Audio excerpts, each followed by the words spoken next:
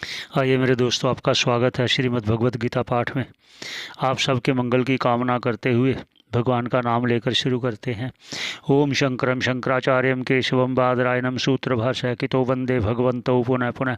ईश्वरो गुरुरात्मेति मूर्तिभेद विभागिने व्योमवत् व्याप्त देहाय दक्षिणामूर्ते नमः।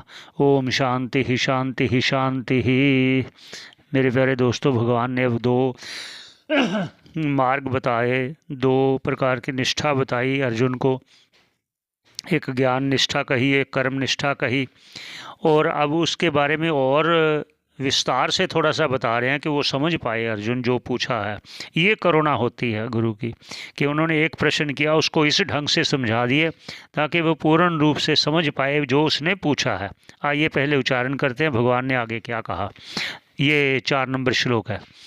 ना कर्मणामनारंभान् नैष्कर्म्यं पुरुषो अश्नुते न च सन्न्यस्नादेव सिद्धिं समधिगच्छति।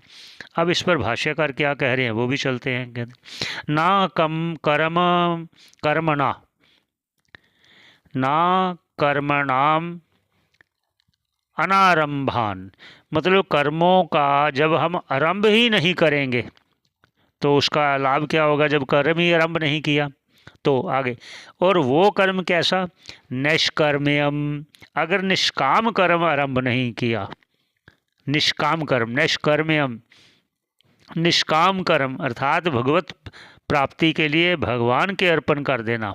पुरुषो, जब तक वह पुरुष ना अश्नुते, ना प्राप्नोति, क्या प्राप्नोति, जो यज्ञ आदि कर्म हैं, जो जन्म और इस जन्म में और पहले जन्म में किए हुए, जब तक वो संचित पापों का नाश नहीं होगा, अंतःकरण शुद्धि के अनंतर ज्ञान प्राप्ति पर वो अश्नुते, क्या, वो शांतिम अधिगच्छति, वह मोक्ष पद को प्राप्त करता है।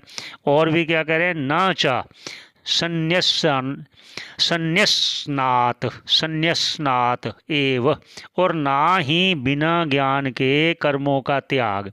अगर ज्ञान तो हुआ नहीं, ज्ञान मतलब कि क्या सही है क्या नहीं, एक क्या आत्मा है क्या अनात्मा है, एक, और इस प्रकार ही भक्ति के बिना और जप तप निष्ठा के बिना और कर्मों का त्याग, ना सिद्धिम, फिर वो सिद्धि समधिगच्छति, वो सिद्धि को प्राप्त नहीं कर पाएगा बिना ज्ञान के, बिना ज्ञान के जो संन्यास लेता है या जो कर्मों का त्याग करता है। ये दोनों बातें